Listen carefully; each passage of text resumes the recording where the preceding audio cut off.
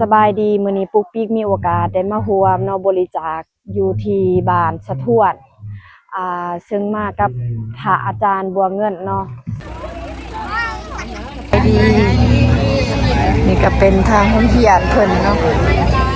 สบายดี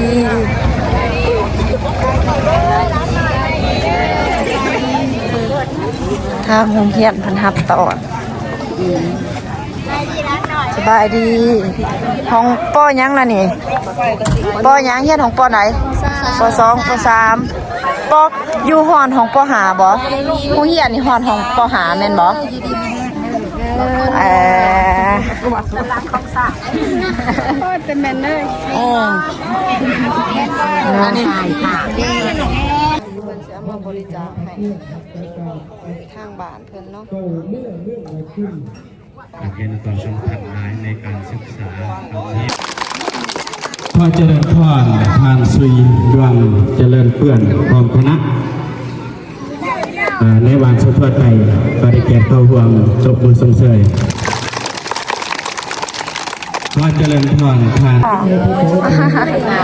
บ้านสะท้วนแต่บ้านนี้เนาะบ้านอาจารย์บัวเงินมันบ่เพื่อนเพิ่นอยู่แถวใดอยู่ดุมหมอโดย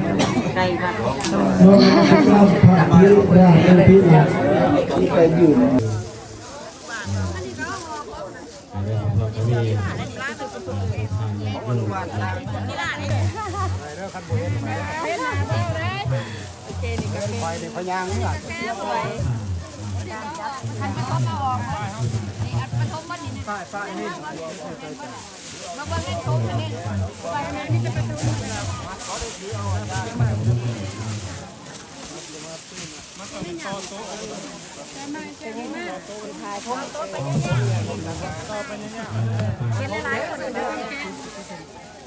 กระทงใส่โต๊ะไม่ต้องโต๊ะยาวเลยอะไรคนนี้เสือใส่อ๋อต้นน้ำมันติดอันเดียวกันนะนี่บ้าต่างหัวเป็น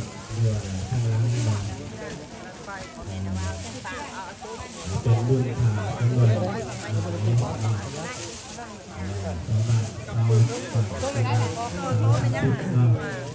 แต่ไปบ้างมีจำนวนเงิน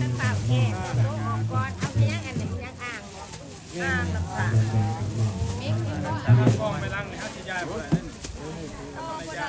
ต่อเอารถชูกันบ่เลยไม่แต่เอารถพ่วงได้เข้าโตพ่วงบ่ได้นี่แต่ต่อหญ้ามาสิได้ฝนกระตกเนาะมื้อนี้เนาะบรรยากาศถ้าเป็นใจเพียงมัดเสมอนะเป็นยังมีฝนตกเนาะโอ้วันนี้ฝนกระตกเด้อเนาะการบริจาคเนาะเกิดมีฝนตก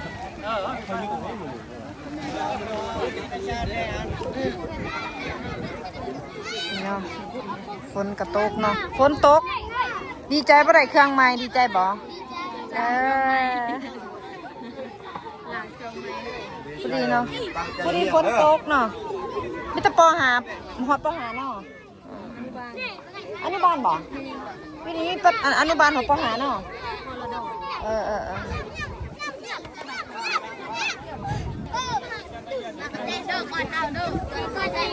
ฝนตกเนาะโอ้บรรยากาศแบบว่า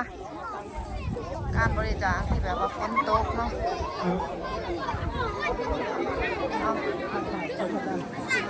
จะมีการบอกเงินเนาะบริจาคมูลค่าเนาะลงละ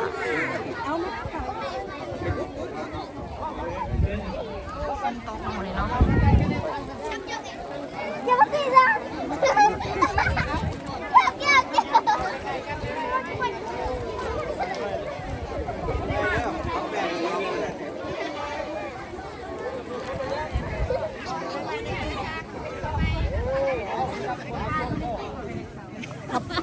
เข้าไปเลย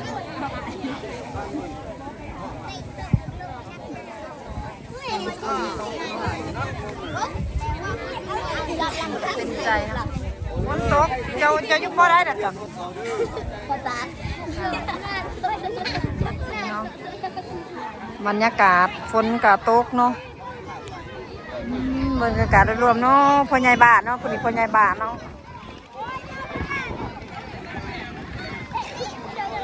ฝนตกเป็นอึกกระทึกเนี่ยเนาะโอ้ปุ๊เ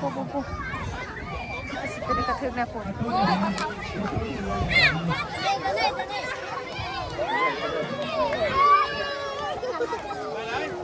เป็นบ้านสะท้วนเนาะเมืองทาแตงแม่นบอกเมืองทาแตงมันทาแตงเนาะแขวงเซกองเด้อบรรยากาศฝนตกเนาะเป็นการบริจาคที่ซุ่มเย็น ซุ่มเย็นนะแค่นกระสุเขาโฮมก่อนเด้อ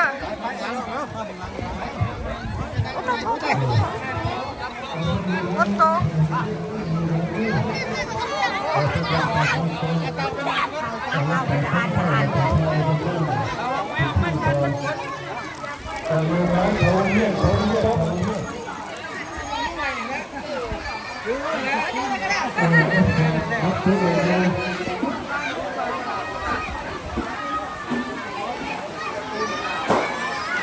จะเป็นหัวเทียน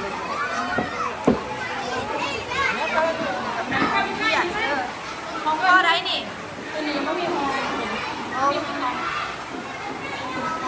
ขอดูนอกจะเป็นของเทียนเด้ออันเด้อ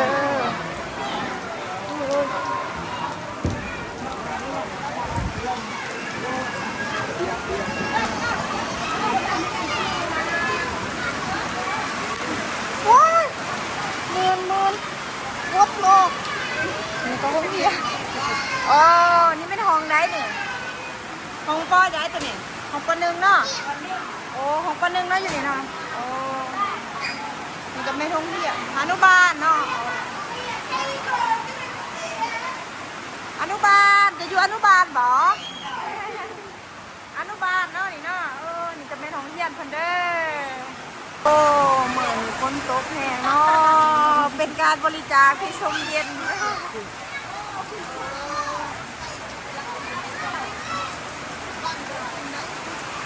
โอ้เหมือนฝนตกแห้งเนาะเป็นการบริจาคที่ชมเย็น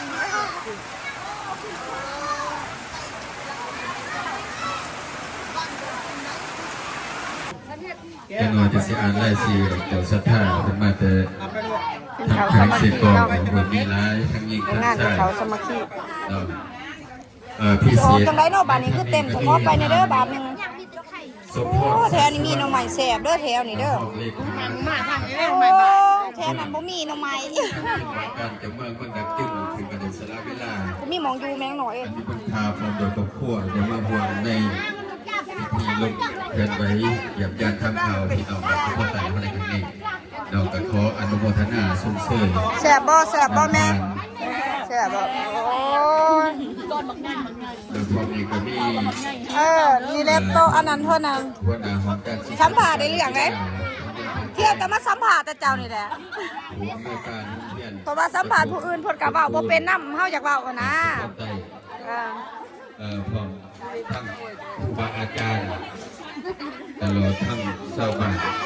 การจะทั่วไก่พวกเฮาเบิดทุกคนมาโอ้อาหารกำลังลังใหม่แล้วนี่อาหารกำลังมากเพื่อนกับสายฝนลังมากมาก็เป็นอาหารคนไทย แซ่บบ่แซ่บ ดีใจเนาะดีใจเนาะ จะน้อยละโอ้ยพอพอสิแจงจะมาขอมาก่อนผมดู เป็นนู่นตะปั้นได้ไงเตะบุก นี่มันบางสะท้วนเนาะ มา เดินเกตที่นี่ มากินข้าว อัน วั นี้ น แกงใหม่เพื่อนแกงกันไว้โอ้แกงใหม่แกงกันไว้ก็มีอยู่นักเรียนจะมาให้ทางขอบครัวสาวบ้านสะทั่วไก่เฮาในกระบวนการที่ทราบกับช่วงนั้นเนาะและแต่ว่าในครั้งนี้กับเมตตามาหัว